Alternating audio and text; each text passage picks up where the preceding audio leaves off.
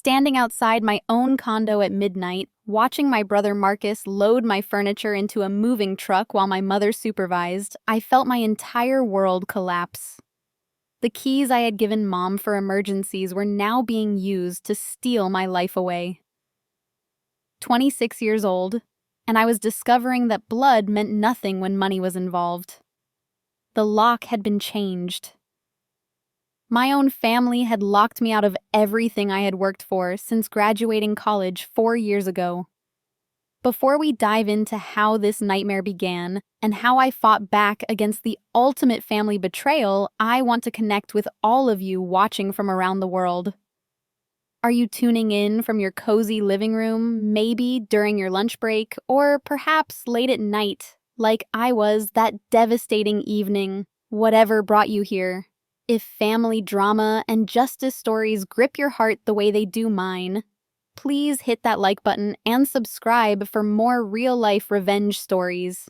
Trust me, what happened next will shock you, and you definitely want to see how karma came for everyone involved. Let me take you back 3 months before that horrible night. My name is Serafina, and I had been living what I thought was a perfect life in my downtown Austin condo. I bought it 2 years prior with my savings from working as a marketing coordinator at a tech startup. Mom had been so proud, constantly bragging to her friends about her successful daughter who owned property before 30. Marcus, my older brother by 3 years, had always struggled financially.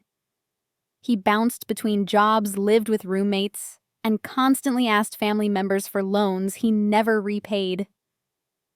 Despite this, I loved him and wanted to help when I could. When he called me in tears 6 months earlier saying he was facing eviction and needed a temporary place to stay, I offered him my guest room for 2 weeks maximum. Those 2 weeks turned into 6 months of pure manipulation. Marcus convinced Mom that I was being unreasonable for asking him to leave, painting himself as the victim of my supposed selfishness. He told elaborate stories about how I was charging him excessive rent, making him sleep on the floor, and treating him like a servant.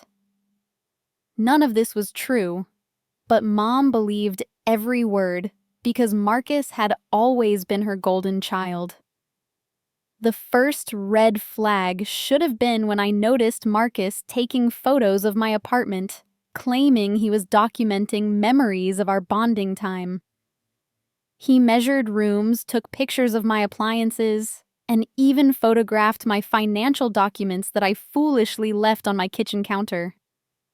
I trusted him completely, never imagining he was building a case for something sinister. The manipulation escalated when Marcus started inviting Mom over for family dinners that I was somehow never told about until the last minute. During these gatherings, he would play the perfect son while subtly undermining me. He complained about my work schedule, suggested I was becoming materialistic, and hinted that I was losing touch with family values. Mom ate it up, already frustrated that I had moved out of the family home and established independence. Meanwhile, Marcus had been forging documents. Using his skills from a brief stint working at a copy shop, he created fake rental agreements showing that he was paying me substantial monthly rent. He fabricated text message conversations where I supposedly agreed to let him take over the lease. Most damaging of all, he created a forged power of attorney document with my signature, claiming I had given him legal authority over my property while I dealt with alleged mental health issues. The financial manipulation was elaborate and calculated. Marcus opened a joint bank account using my social security number and his fake power of attorney documents. He deposited his minimum wage paychecks into this account, creating a paper trail that suggested he was the primary income source for the household expenses. He paid my utility bills from this account, intercepted the statements, and showed them to Mom as proof that he was financially responsible for the condo. When I discovered some of these fake documents accidentally in his room, while looking for my missing laptop charger, Marcus gasped and convinced me they were for a creative writing project about identity theft. He claimed he was writing a screenplay and needed realistic-looking props. I was so trusting, so naive, that I actually helped him improve the formatting to make them look more authentic. The family favoritism became unbearable during Sunday dinners at Mom's house. She would praise Marcus endlessly for being such a responsible tenant and helping his little sister with adult responsibilities. She criticized my career focus, suggesting I was becoming cold and materialistic. Every achievement I shared was met with lukewarm responses, while Marcus's minor accomplishments were celebrated like Nobel Prize victories. The contempt and belittlement reached a breaking point when Mom started openly questioning my decision-making abilities in front of extended family members. She suggested I was too young and irresponsible to handle property ownership alone, and that Marcus's presence was keeping me grounded and safe. She began dropping hints that maybe Marcus should take over the lease since he was clearly more mature and financially stable. I tried desperately to defend myself, showing bank statements proving I was paying all the real expenses. But Marcus had convinced Mom that I was manipulating financial records to hide my supposed instability. He claimed I was having panic attacks, making poor financial decisions, and even suggested I had developed a drinking problem. None of this was true, but his performance was so convincing that Mom started looking at me with genuine concern and suspicion. The final betrayal came when I discovered Marcus had been secretly meeting with my landlord, presenting himself as my concerned brother who needed to discuss my deteriorating mental state. He showed the landlord his fake documents and expressed worry about my ability to continue making payments. He offered to take over the lease entirely, presenting himself as the responsible family member stepping in to prevent a disaster. What made this especially devastating was realizing that Mom was not just enabling Marcus, but actively participating in the deception.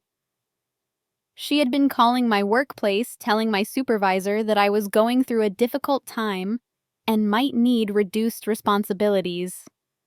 She contacted my bank, claiming to be worried about my financial decisions and asking if there were any concerning transactions on my accounts.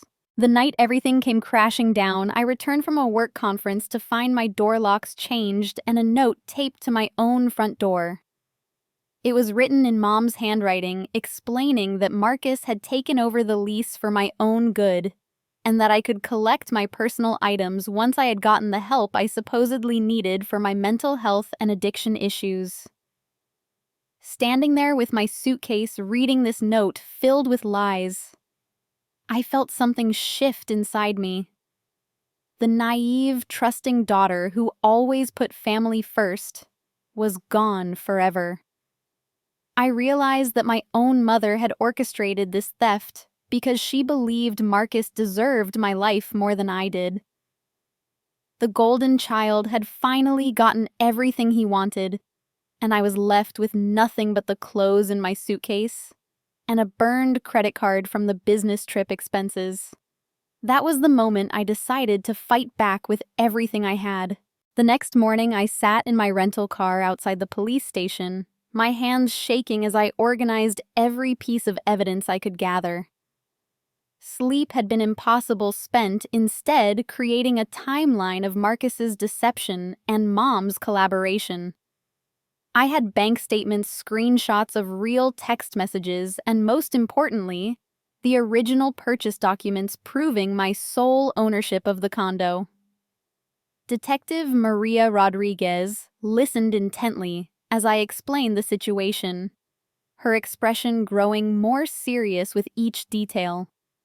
She specialized in financial crimes and family fraud cases, and something about my story clearly resonated with her professional instincts. When I showed her the forged documents Marcus had left behind, her eyes narrowed with recognition. "This is not just sibling rivalry or a housing dispute," she said, pulling out a legal pad. "What you are describing is identity theft forgery and possibly conspiracy to commit fraud. The fact that your mother was involved makes this a complex family crime, but it doesn't make it any less illegal." Detective Rodriguez explained that cases like mine were becoming increasingly common, especially among families where financial stress created desperate situations. She had seen children forge documents to steal from elderly parents. Siblings manipulate inheritances, and parents defraud their own children for various reasons. The emotional manipulation made victims less likely to report the crimes, allowing perpetrators to escape consequences. We filed formal reports for identity theft forgery, unauthorized use of my social security number, and illegal entry into my property. Detective Rodriguez photographed all my evidence and began the process of freezing the fraudulent bank account Marcus had created. She assured me that the forged power of attorney document was obviously fake and would never hold up to any legal scrutiny. The investigation moved quickly once law enforcement got involved. Detective Rodriguez contacted my bank, which immediately confirmed that the joint account had been opened using forged documents and stolen personal information. The bank's fraud department had actually flagged some of the transactions as suspicious, but had not acted because the account showed family relationships and matching addresses. Within hours, Detective Rodriguez had obtained a warrant to search the condo and seize any evidence related to the fraud. She explained that Marcus and Mom had made several critical mistakes that would make prosecution straightforward. The forged documents contained inconsistencies that were obvious to trained investigators. The timeline of events did not match their claims, and most importantly, there were digital records that contradicted their entire narrative. The formal accusation phase began when Detective Rodriguez called Marcus and informed him that he was under investigation for multiple felonies. His panicked response confirmed much of what I had suspected about his mental state and planning abilities. Instead of consulting a lawyer or remaining silent, Marcus immediately began making statements that contradicted his previous claims and admitted to actions that constituted additional crimes. Marcus's first mistake was claiming that he had been paying rent to me for months, but when pressed for proof, he provided bank statements showing payments that started only 3 weeks before he changed the locks. His second mistake was insisting that I had given him permission to take over the lease, but he could not explain why this permission was not documented in any legitimate legal format.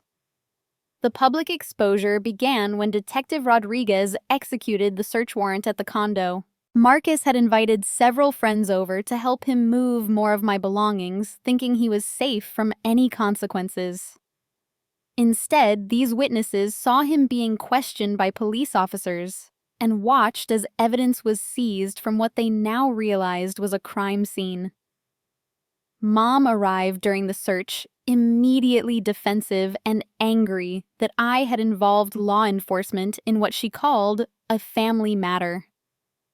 Her attitude changed dramatically when Detective Rodriguez showed her the forged documents and explained the criminal charges Marcus was facing.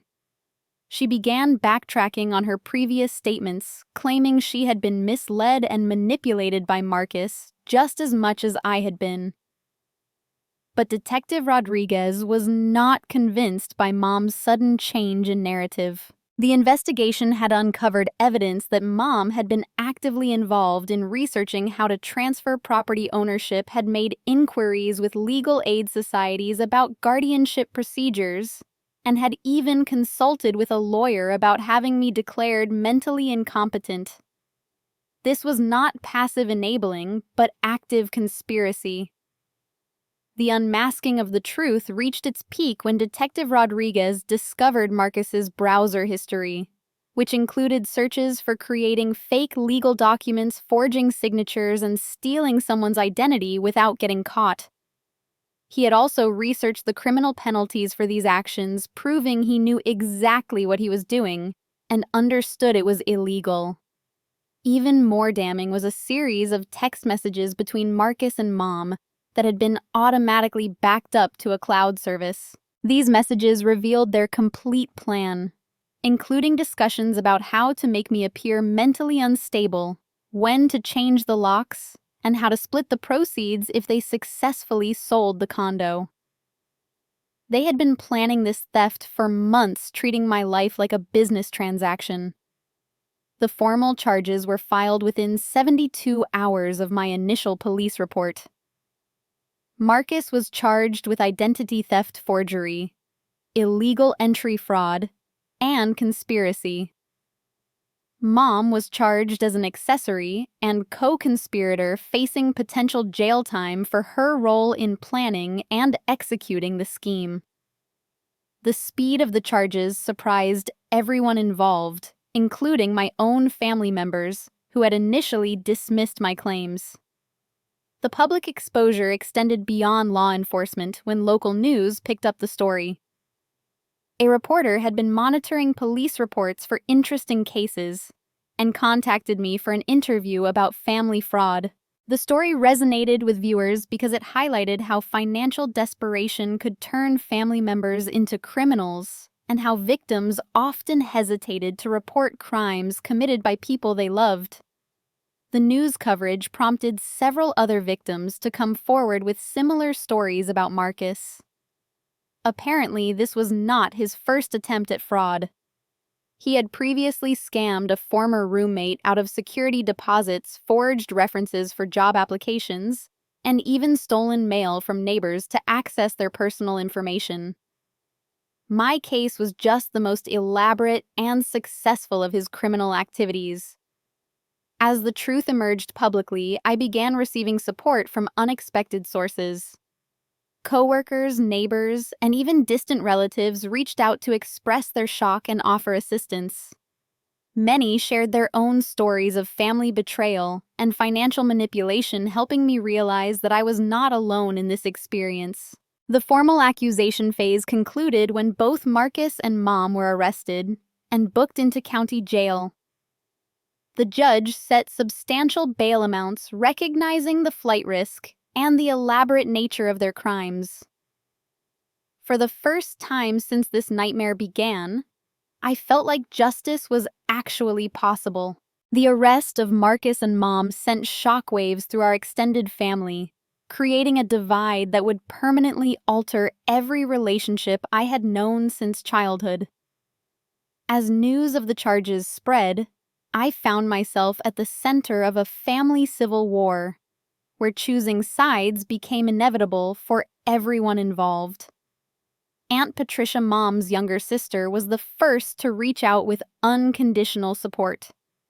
She had always been the black sheep of the family for questioning Mom's favoritism toward Marcus, and my situation validated years of her observations. Patricia worked as a paralegal at a law firm and immediately offered to connect me with resources and legal expertise that I could never have accessed alone. I have been watching your mother enable Marcus's destructive behavior for 20 years. Patricia told me during our first phone call after the arrests. She has consistently sacrificed your well-being and success to protect his feelings and ego. What happened to you was inevitable, and I am so proud that you had the courage to fight back legally instead of just accepting the abuse. Patricia introduced me to attorney Sarah Chen, who specialized in family fraud cases and had successfully prosecuted similar crimes involving financial manipulation between relatives. Sarah agreed to represent me in the criminal proceedings and help me pursue civil litigation to recover my property and damages. Her confidence in the strength of my case provided emotional validation that I desperately needed.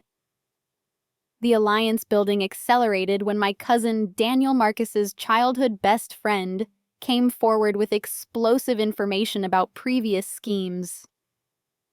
Daniel revealed that Marcus had been bragging about manipulating me for months, describing his plan as foolproof because family members never prosecute each other.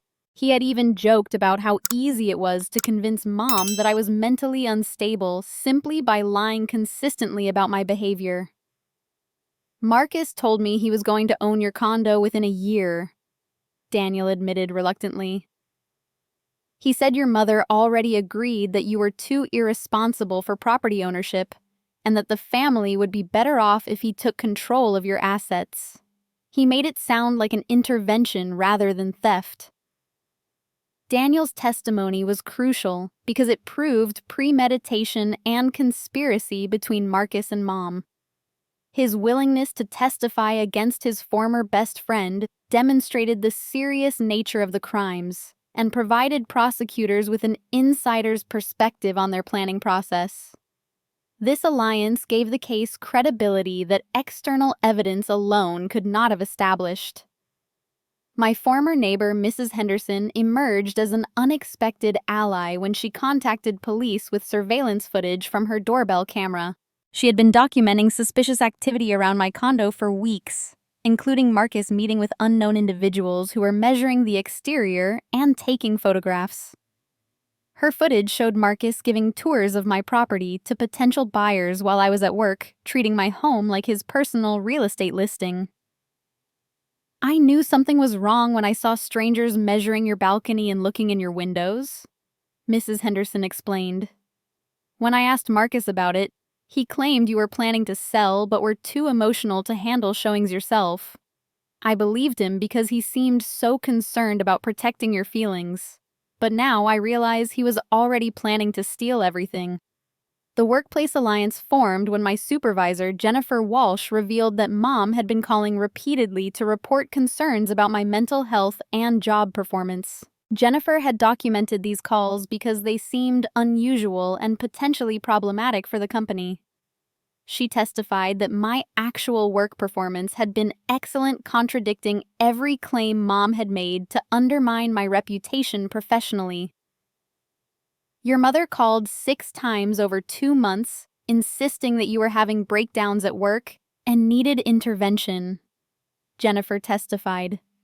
She claimed you were making financial mistakes, showing signs of addiction, and becoming increasingly unstable. None of this matched my observations of your performance, but her calls were so persistent and detailed that I began keeping records in case there were legitimate concerns.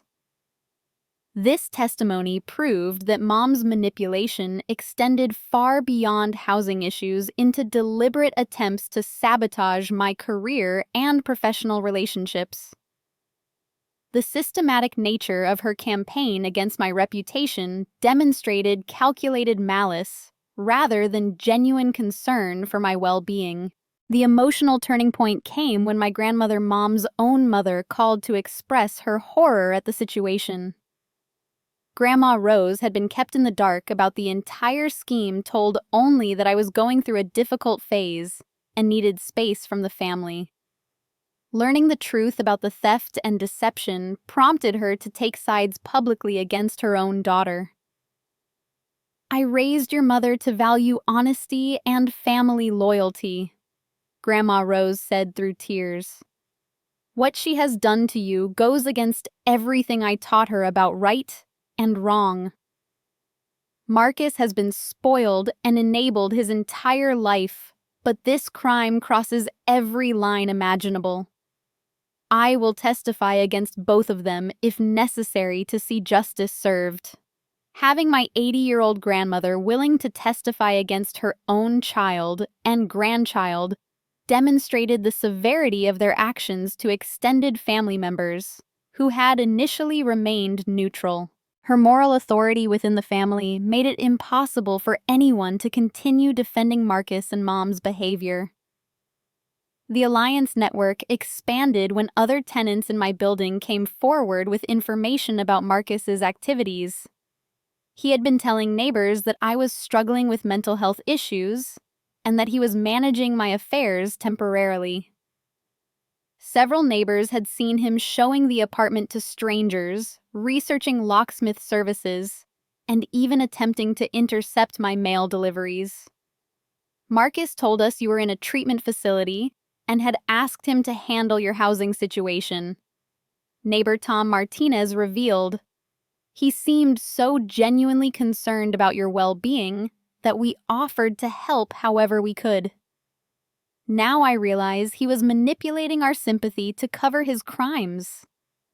The financial alliance formed when my bank assigned fraud investigator Rebecca Stone to review every transaction connected to the case. Rebecca discovered that Marcus had attempted to access my actual bank accounts multiple times using the forged power of attorney documents.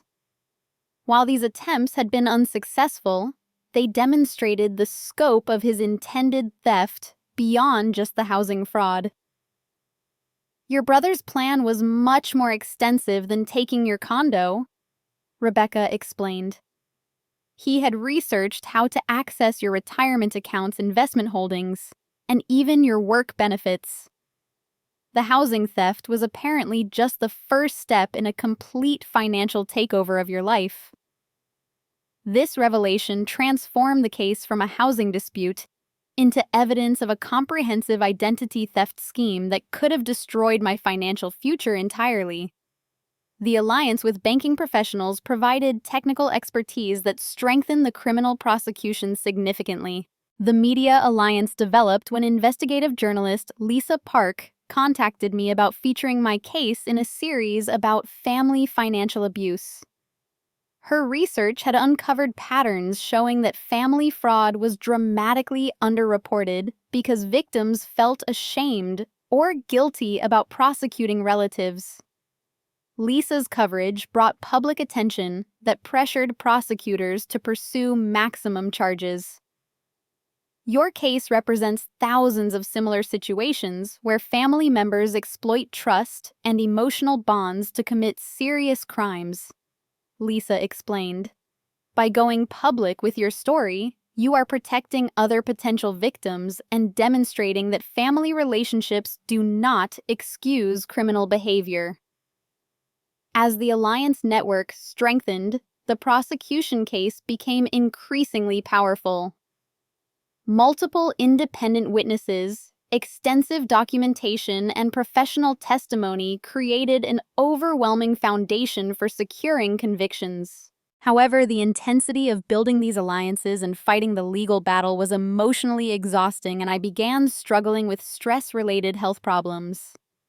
The turning point approached when all these alliances culminated in a pre-trial hearing, where the strength of the evidence would be evaluated publicly for the first time. Standing in that courtroom, surrounded by people who had chosen to support justice over family loyalty, I felt genuinely hopeful that accountability was possible. But I had no idea that someone within my own alliance network was about to betray everything we had built together. 3 days before the trial was scheduled to begin, I received a devastating phone call that shattered everything I thought I knew about loyalty and justice. Attorney Sarah Chen's voice was tight with barely controlled anger as she delivered news that made my stomach drop to the floor. Serafina, we have a serious problem. Daniel has contacted Marcus's defense attorney and offered to recant his previous testimony. He claims he was pressured into lying about the conversations he overheard, and he now wants to testify that Marcus never intended to commit fraud. The betrayal hit me like a physical blow.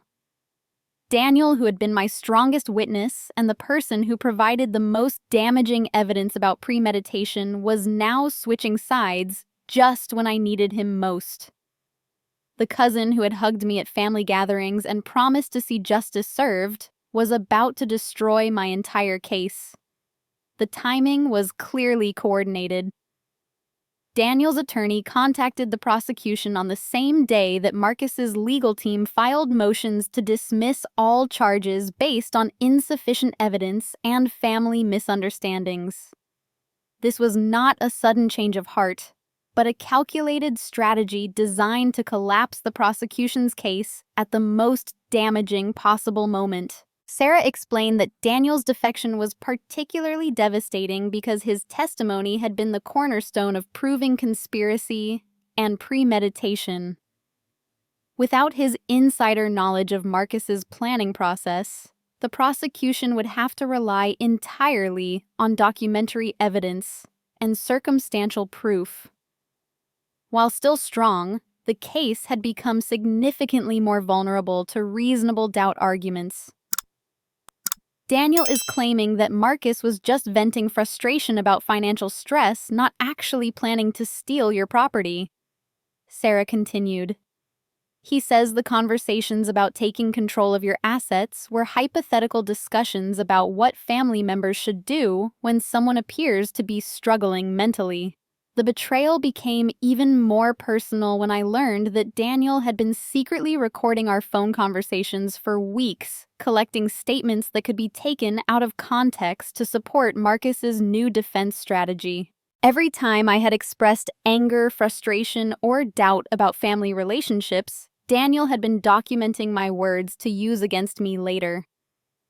Detective Rodriguez called within hours to explain that Daniel's betrayal had compromised other aspects of the investigation as well.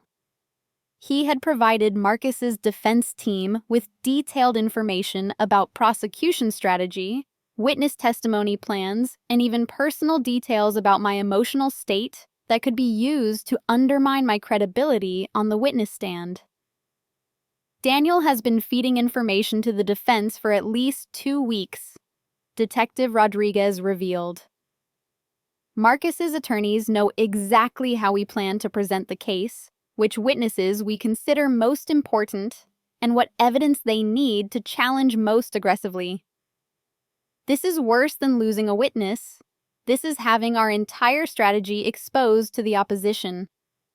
The temporary defeat extended beyond just legal implications. Daniel's betrayal created doubt within my entire support network about who could be trusted and whether other allies might also switch sides when pressured.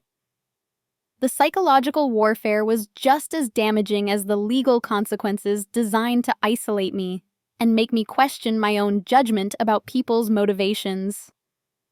The financial aspect of Daniel's betrayal was equally devastating. He revealed to Marcus's attorneys that I had been struggling to pay legal fees and had borrowed money from Aunt Patricia to continue the prosecution. This information was immediately used to argue that I had financial motivations for pursuing criminal charges rather than genuine concerns about justice. They are going to argue that you filed false charges to avoid paying back debts to Marcus and to create grounds for a civil lawsuit, Sarah warned. Daniel provided them with documentation of every financial conversation you had with family members, making it appear that money was your primary motivation rather than accountability for crimes committed against you. The betrayal deepened when I discovered that Daniel had been secretly meeting with Mom while she was out on bail, coordinating their stories and planning a unified defense strategy. He had convinced her that testifying against me would be better for the entire family than allowing the prosecution to proceed and potentially sending Marcus to prison for years. Daniel told your mother that you had become vindictive and unstable, obsessed with revenge rather than healing family relationships, Aunt Patricia reported after intercepting some of their communications. He convinced her that protecting Marcus was more important than supporting you, especially since you already had your condo back and had not suffered permanent financial damage. This manipulation was particularly cruel because it exploited Mom's existing guilt about her role in the fraud while redirecting that guilt toward me for pursuing legal consequences. Instead of accepting responsibility for enabling Marcus's crimes, Mom could now frame herself as protecting her family from my supposed vindictiveness. The alliance network began cracking under pressure as other family members learned about Daniel's defection and started questioning whether supporting me was worth the ongoing conflict. Several relatives who had initially offered to testify began expressing doubts about getting involved in legal proceedings that were becoming increasingly complex and emotionally charged. Maybe this should just be handled within the family, suggested my Uncle Robert, who had previously been supportive. Daniel says there might have been misunderstandings that got blown out of proportion, and that everyone would be better off if the charges were dropped, and you all worked things out privately.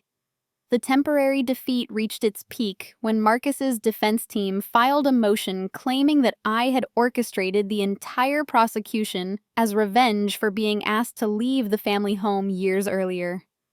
They argued that Daniel's recanted testimony proved I had been lying about Marcus's intentions and manipulating evidence to support false criminal charges.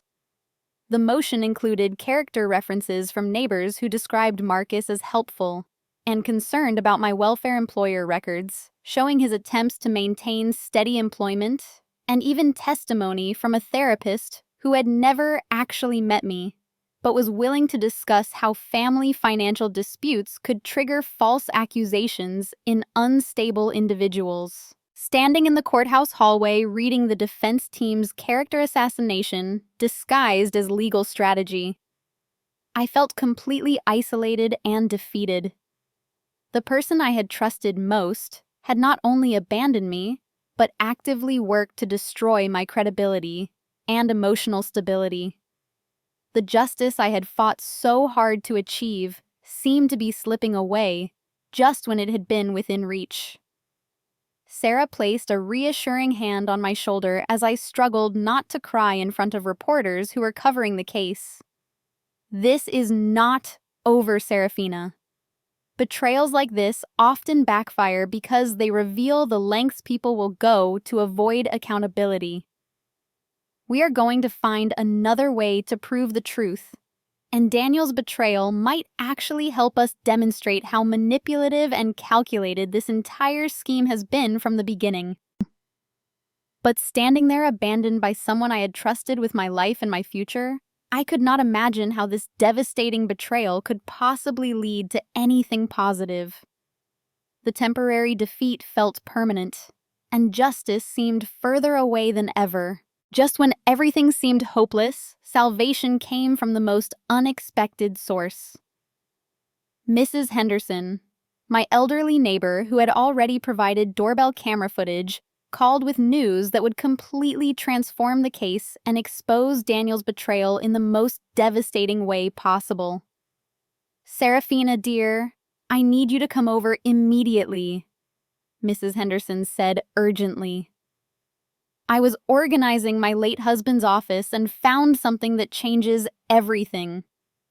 Harold had been documenting suspicious activity in the building for months before he passed away, and his notes prove exactly what Marcus and Daniel were planning.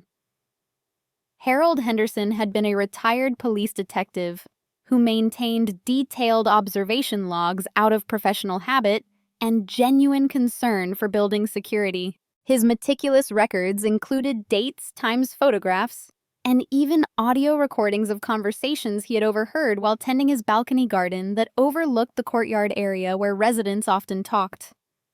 The critical evidence was a series of recordings Harold had made of Daniel and Marcus planning the entire fraud scheme in explicit detail. These conversations had taken place in the courtyard during evening hours, when they thought no one was listening, but Harold's police training had made him suspicious of their secretive behavior and late-night meetings. "Your brother is discussing how to make you appear mentally unstable, so your mother will support transferring your property ownership," Harold had written in his neat handwriting. "The other man is providing specific advice about forging documents and creating fake financial records. Both individuals are clearly planning criminal activity against the building resident in Unit 412. The audio recordings were even more damning than Harold's written observations. Daniel's voice was clearly identifiable as he coached Marcus on how to manipulate family members, forge legal documents, and create false evidence of financial responsibility. Most importantly, These recordings proved that Daniel had been actively planning the fraud from the beginning, making his recent betrayal part of a long-term strategy rather than a sudden change of heart. We need to make sure Serafina looks unstable and irresponsible, Daniel's voice said clearly on the recording. If we can get your mom completely on our side, she will help us take over everything. Then once the property transfer is complete, I get my cut for helping plan this whole thing, and you get to live rent-free in a place you could never afford otherwise. Attorney Sarah Chen's excitement was palpable when she heard these recordings. This is devastating evidence that proves conspiracy premeditation and that Daniel's recent testimony was perjury. But more than that, it shows he was financially motivated from the beginning and was planning to personally profit from the fraud. This changes everything. The new evidence revealed that Daniel had not just been a witness to Marcus's planning, but an active co-conspirator who was supposed to receive payment for his assistance. His betrayal was not about protecting family relationships, but about covering up his own criminal involvement when the prosecution became more serious than he had anticipated. Detective Rodriguez immediately reopened the investigation to include Daniel as a co-defendant rather than just a witness. The additional charges included conspiracy to commit fraud, accessory to identity theft perjury, and witness tampering. His attempt to sabotage the prosecution had actually led to his own criminal exposure. Daniel made a critical error when he decided to betray you, Detective Rodriguez explained. He thought he could manipulate the legal system the same way he had manipulated family relationships, but his lies created inconsistencies that led us to investigate his role more thoroughly. Now we have evidence that he was never an innocent bystander, but a full participant in planning the crimes against you. The new ally who emerged to support this evidence was Harold Henderson's former partner, retired Detective Captain James Morrison, who had maintained the investigative files and understood their significance. Captain Morrison had been Harold's mentor for 20 years and was familiar with his meticulous documentation methods and reliable instincts about criminal behavior. Harold was one of the best investigators I ever worked with. Captain Morrison testified. His observation skills and attention to detail were legendary in the department. When Harold documented suspicious activity, it always led to successful prosecutions. These recordings and notes represent the kind of thorough police work that makes cases unbeatable in court. Captain Morrison's involvement brought additional credibility to the evidence because his law enforcement expertise helped prosecutors understand the technical aspects of Harold's investigation methods.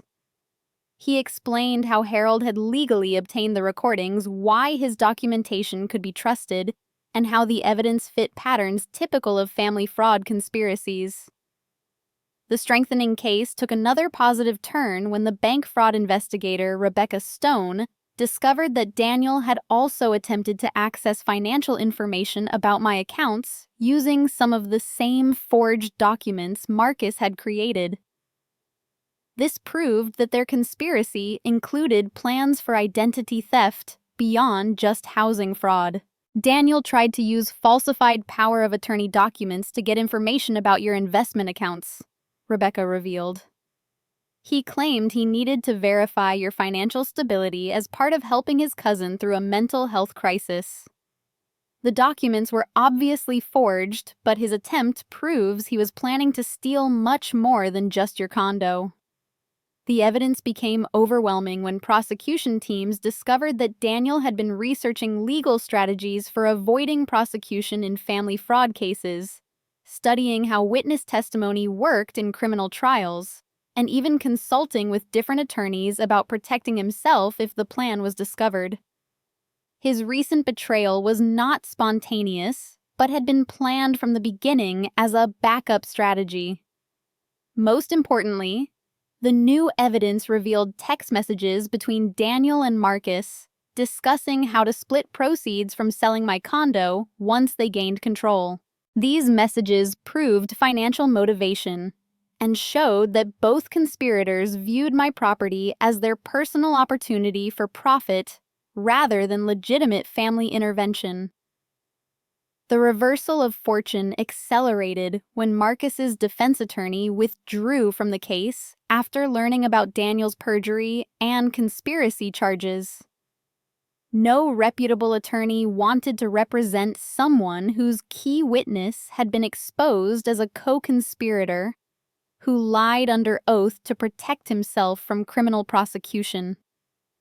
The defense case completely collapsed once we proved that their star witness was actually a co-defendant who had been lying to avoid his own criminal charges. Sarah explained. Marcus is now facing additional charges related to the conspiracy with Daniel, and his chances of avoiding conviction are essentially zero. The new alliance with Captain Morrison and Harold's evidence created momentum that attracted other supporters who had been hesitant to get involved. Several family members who had remained neutral began offering testimony and support, realizing that justice was not only possible, but inevitable, given the strength of the evidence. Standing in Sarah's office, listening to Harold's audio recordings of the complete conspiracy, I felt genuine hope for the first time since Daniel's betrayal. The truth was finally being exposed completely, and the people who had tried to destroy my life were about to face consequences that matched the severity of their crimes. Justice was not just possible anymore. It was guaranteed. 6 months later, I stood in the same courthouse where my case had nearly collapsed, watching as Judge Patricia Williams sentenced Marcus to 4 years in state prison for identity theft fraud and conspiracy. Daniel received 3 years for his role in planning the crimes and committing perjury. Mom was sentenced to 2 years of probation and ordered to pay full restitution for her participation in the conspiracy. The defendants engaged in a sophisticated scheme to defraud Ms. Serafina of her property and financial security, Judge Williams stated firmly. The level of planning manipulation and betrayal involved in these crimes demonstrates a callous disregard for family bonds and basic human decency. These sentences reflect the serious nature of financial abuse within families and send a clear message that such behavior will not be tolerated. The immediate consequences extended far beyond criminal penalties. Marcus lost his job when his employer learned about the conviction, making it unlikely he would find similar employment after serving his sentence. Daniel's nursing license was revoked due to the fraud conviction, effectively ending his career in healthcare. Both men would carry felony records that would impact their lives permanently. Mom faced her own professional consequences when her employer, a local school district, placed her on administrative leave pending review of her criminal conviction.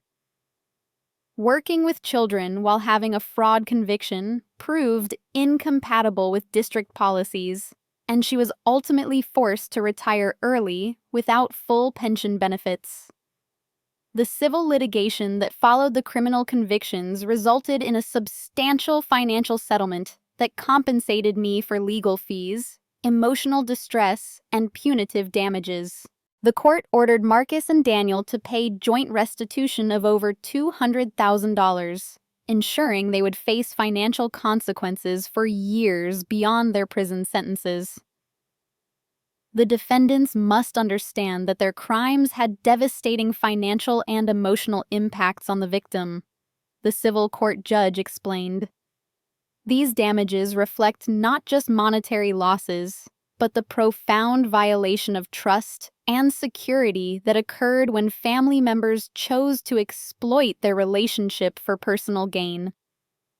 My personal growth throughout this ordeal transformed me from a naive young woman who trusted blindly into someone who understood the importance of boundaries, documentation, and protecting myself from manipulation.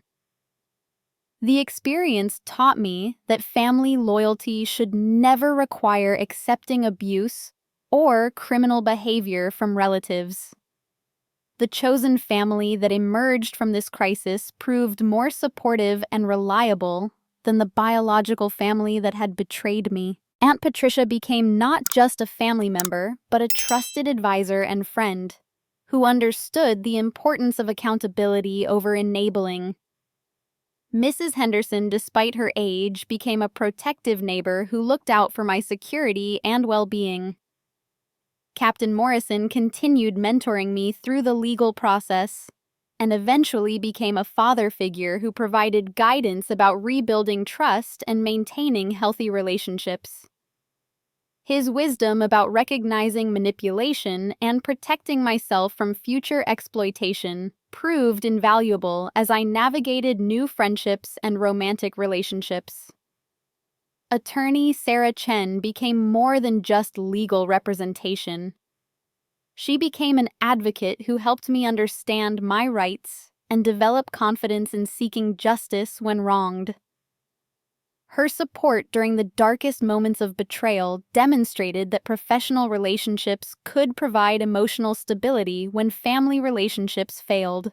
The community support that developed during the case created lasting connections with neighbors, coworkers, and even strangers who had followed the story through media coverage. Many people shared their own experiences with family financial abuse, creating a network of survivors who understood the unique challenges of prosecuting relatives for crimes. Your courage in pursuing justice inspired other victims to come forward with their own cases. Detective Rodriguez told me during our final meeting. 3 additional families have filed charges against relatives for similar fraud schemes, citing your case as proof that family relationships do not excuse criminal behavior. The professional growth that resulted from surviving this ordeal led to new opportunities and career advancement. My supervisor, Jennifer Walsh, promoted me to a senior marketing position, recognizing that my resilience and attention to detail during the legal process demonstrated leadership qualities valuable to the company. What you accomplished while managing this crisis showed tremendous professional maturity and personal strength, Jennifer explained.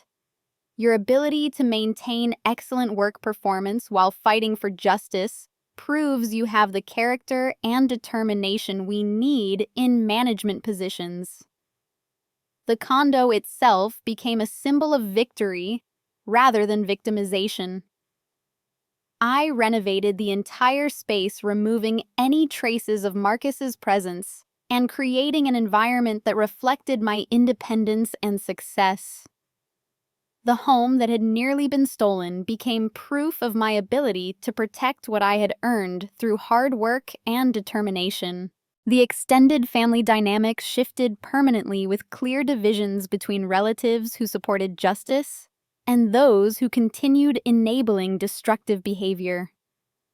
Several family members apologized for initially doubting my claims and expressed regret for not recognizing the manipulation sooner.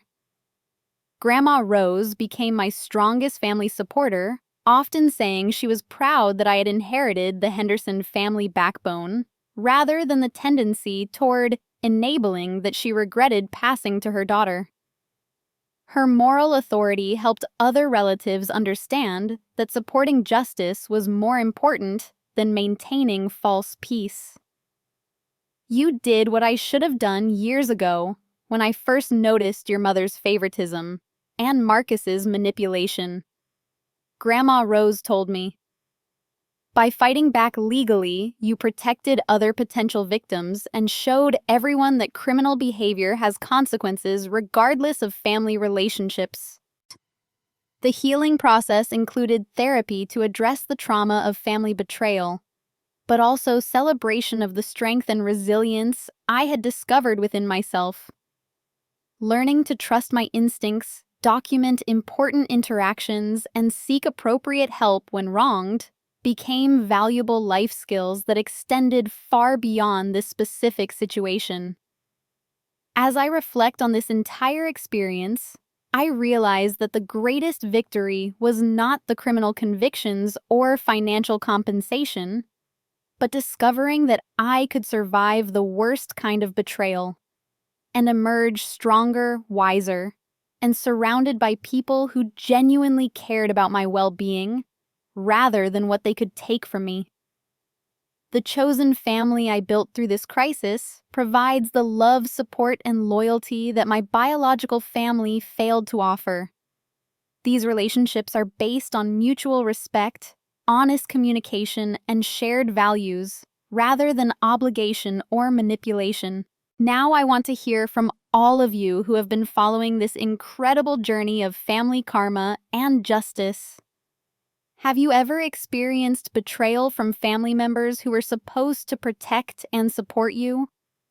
Did you find the courage to seek justice even when it meant standing up to relatives? How did you rebuild trust and create healthy relationships after being manipulated by people you loved? Share your stories in the comments below, because your experiences might help other viewers who are facing similar situations. If this story resonated with you and showed that family accountability is possible, please hit that like button to help more people find hope and inspiration.